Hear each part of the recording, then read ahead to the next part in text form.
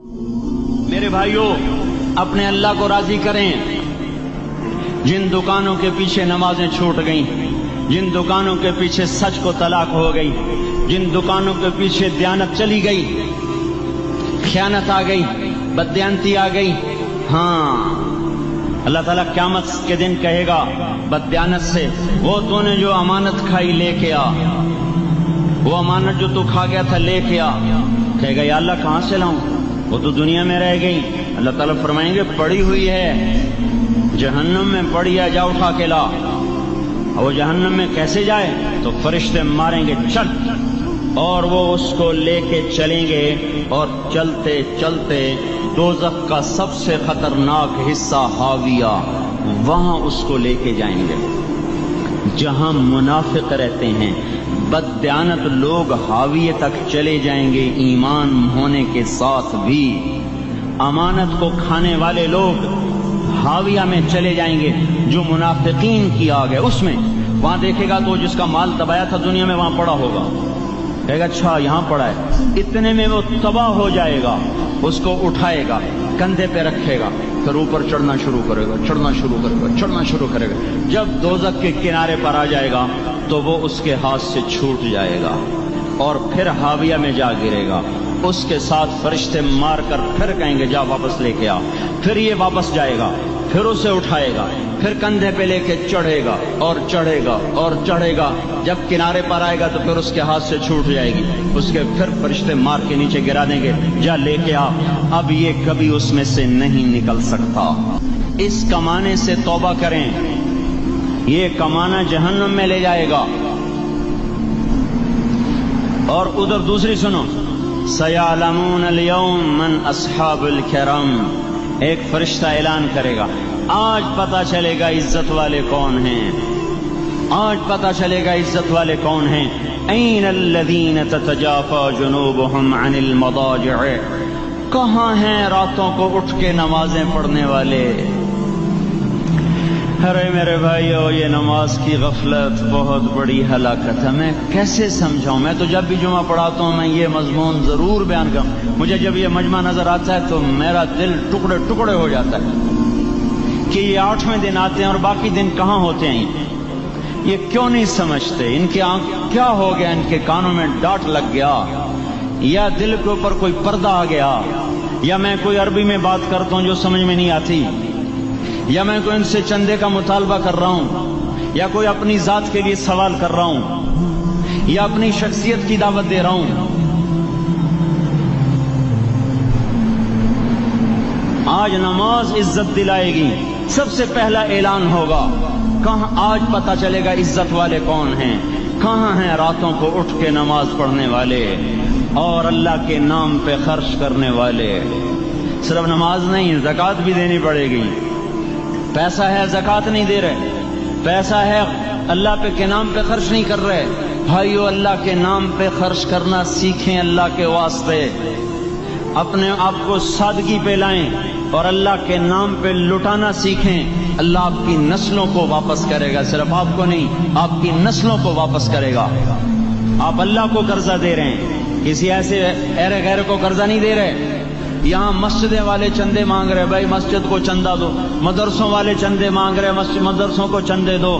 یہ تو مسلمان کی غیرت کے خلاف ہے کہ اللہ کے گھر میں مسجد کے لیے چندہ مانگا جائے، اور کہیں صندوقچیاں پھرا رہے، کہیں وہ جھولیاں۔ ایسی مجھے شرم آتی ہے، یہ کرنے والوں پر بھی میں کیا کہوں، ان کی عقلوں پہ بھی پردہ ہے کہ اللہ کے گھر میں مخلوق کے سامنے جھولی پھیلاتے ہیں، اور پھر ان مسلمانوں کی آنکھوں پر بھی پردہ ہے کہ ان کو غیرت نہیں آتی کہ مسجد کے لیے جھولی پھیلائی جا رہی ہو، اور یہ گھروں میں اچھا خاصا کھاتے پیتے ہوں اور مسجد کے لیے جھولی پھیلائی جائے اور مسجد کے لیے صندوق رکھے جائیں، اور ہر نماز کے بعد مدرسے کے لیے لوگ چندہ مانگ رہے ہوں۔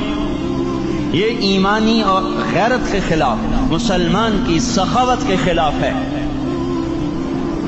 کہ اس طرح مسجد کے لیے جھولیاں پھریں اور مسجد کے لیے صندوق پھریں۔ ہم تو اللہ کے نام پہ بے دھڑک لگائیں، اقیم الصلاۃ و آتوا الزکاۃ، اقیم الصلاۃ و آتوا الزکاۃ 67 دفعہ یہ حکم چلا ہے، اور ہر دفعہ زکوٰۃ کے ساتھ نماز نماز زکوٰۃ زکوٰۃ نماز نماز زکوٰۃ زکوٰۃ نماز۔ نماز پڑھنے والے زیادہ ہیں نسبتاً زکوٰۃ دینے والوں سے، زکوٰۃ دینے والے تھوڑے ہیں، پیسہ جاتے ہوئے جان جاتی۔ ہمیں نہ دو، اپنے غریب رشتہ داروں کو تلاش کر کے دیں، اپنے غریب رشتہ داروں کو، اپنے غریب پڑوسیوں کو۔ آج جو صحیح دیانتدار تنخواہ دار ہے وہ بھی مستحق زکوٰۃ ہے، اگر وہ دیانتدار ہے تو۔ اگر رشوت نہیں لیتا تو آج کا ایس پی بھی مستحق زکوٰۃ ہے۔ میرا ایک دوست ایس پی کہنے لگا میں زکوٰۃ کا مستحق ہوں، حالانکہ میں ملتان کا ایس پی ہوں، کہ 15 دن میرے گھر میں کبھی سالن پکتا ہے کبھی نہیں پکتا۔ اپنے اوپر صرف خرچ کرنا، بچے کو کھلونے کی خواہش تھی، 1000 روپے کے کھلونے لے کے دے دیے، کیا ظلم ہے یہ؟ 1000 روپے کے کھلونے بچے کو لے کے دے دیے، کیا اللہ نہیں پوچھے گا کہ اس 1000 سے کسی غریب کے گھر کا دیا جل سکتا تھا، اور کسی کے غریب کا ایک ہفتہ گزر سکتا تھا، تیرے کسی مسکین رشتہ دار کے گھر میں بھی کچھ سالن پک سکتا تھا۔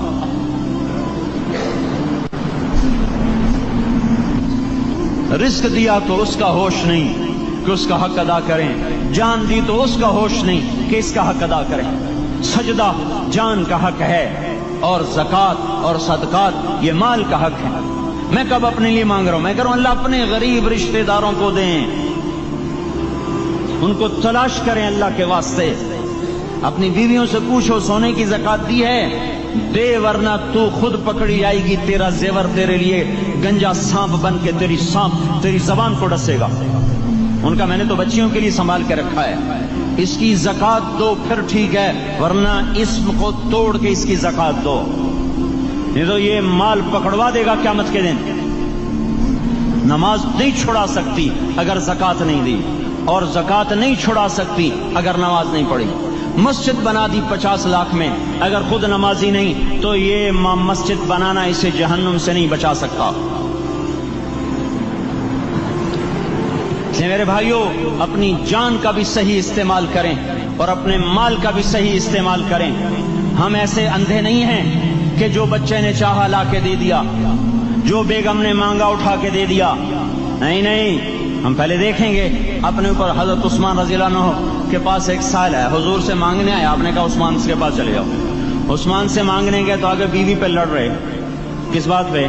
یوں کہہ رہے وہ باہر چھوٹے چھوٹے گھر ہوتے تھے تو باہر آواز آ رہی، بیوی کو کہہ رہے اللہ کی بندی رات تو نے چراغ میں بتی موٹی ڈال دی، وہ بتی ڈالتے تھے نا اس کی روئی کی، تو تیل زیادہ جل گیا، تو یہ کہنے لگے یہ کس کنجوس کے پاس بھیج دیا؟ جو بیوی پہ لڑ رہا ہو کہ تو نے بتی موٹی ڈالی ہے تو یہ مجھے کیا دے گا؟ یہ دمڑی بھی نہیں دے گا۔ جب ان کو باہر بلایا اور خیرات مانگی کہ وہاں سے آیا ہوں، تو انہوں نے اندر گیا، ایک تھیلی اٹھائی، نہ پوچھا کہ کتنے چاہیے، نہ پوچھا کہ کون ہو، 3000 درہم اٹھا کے دے دیے۔ وہ حیران ہو کے کہنے لگا یار ایک بات تو بتاؤ۔ کہا کیا؟ کہا یہ مجھے تو نے اتنے دے دیے کہ میری اگلی نسل کو بھی کافی ہیں، اور خود بیوی پہ تو لڑ رہا تھا کہ بتی موٹی کیوں کر دی؟ کہنے لگے وہ اپنی ذات پہ خرچ تھا، وہ پھونک پھونک کے کرنا ہے، یہ اللہ کو دے رہا ہوں جتنا مرضی دے دوں، یہ تجھے تھوڑا دے، اللہ کو دے رہا ہوں۔ تو اپنی جان کو بھی لگائیں اللہ پر اور اپنے مال کو بھی لگائیں اللہ پر، اور میرے بھائیوں اپنی کمائیوں کو حلال پہ لائیں، اور بیویوں کو سمجھا دیں کہ ہم تمہاری خاطر دوزخ میں نہیں جا سکتے۔ یہ ہم اس پر توبہ کریں، اس پر توبہ کریں، اور یہ آبادی ہر وقت ہونی چاہیے مسجد کی۔ چلو کوئی جو جہاں سے بھی آیا ہے مسجد کے عادی بنو میرے بھائیوں۔ ہماری جماعت گئی تھی اردن میں 1991 میں، تو ہم اسرائیل کے بارڈر پر چلے،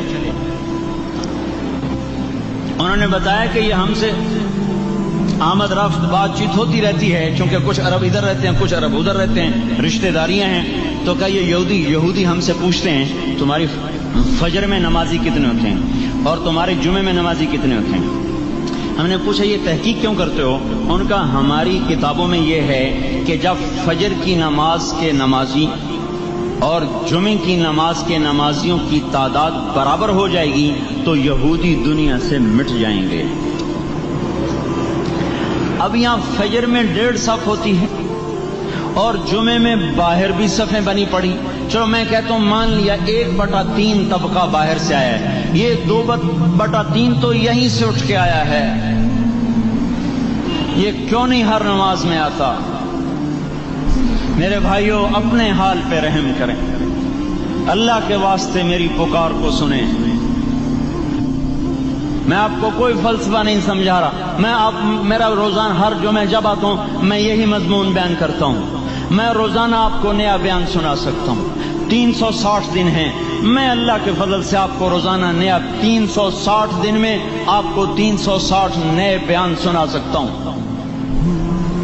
میں یہاں بیان کرنے نہیں بیٹھتا، اپنا دکھڑا میں روتا ہوں کہ پوری گلستان کالونی جہنم کی طرف جائے اور میں ان کا پڑوسی ہوں اور میں انہیں جہنم میں جاتا دیکھوں اور میری ہائے نہ نکلے تو میں ڈوب کے مر جاؤں۔ جلتا کتا ہم نہیں دیکھ سکتے اور اس ہماری آنسو نکل پڑیں، چوہے کو ہم جلتا نہیں دیکھ سکتے اور میں اتنی شکلوں کو جہنم میں جاتا دیکھوں۔ جس نے فجر آج نہیں پڑھی اس نے پر جہنم کو واجب کر لیا، جو اب آئندہ اثر نہیں پڑے گا اس پر جہنم واجب ہو گئی، پھر میں کیا مضمون بیان کروں، کیا فلسفے بیان کروں؟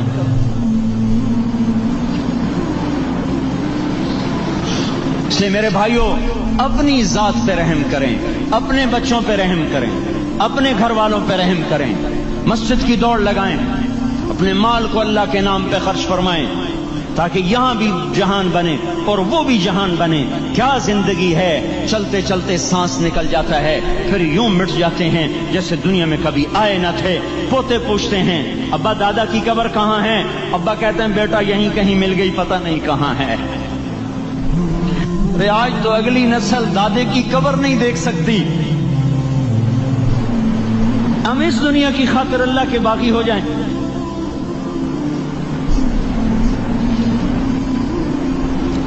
اس بے وفا جہان کی خاطر اللہ سے بغاوت کر جائیں جو ایسا مہربان، جو ایسا کریم۔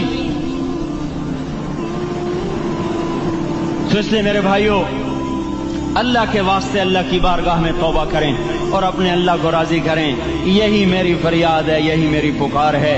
میں بھی توبہ کرتا ہوں، آپ بھی اللہ کی بارگاہ میں توبہ کریں کہ کوئی کام اللہ کی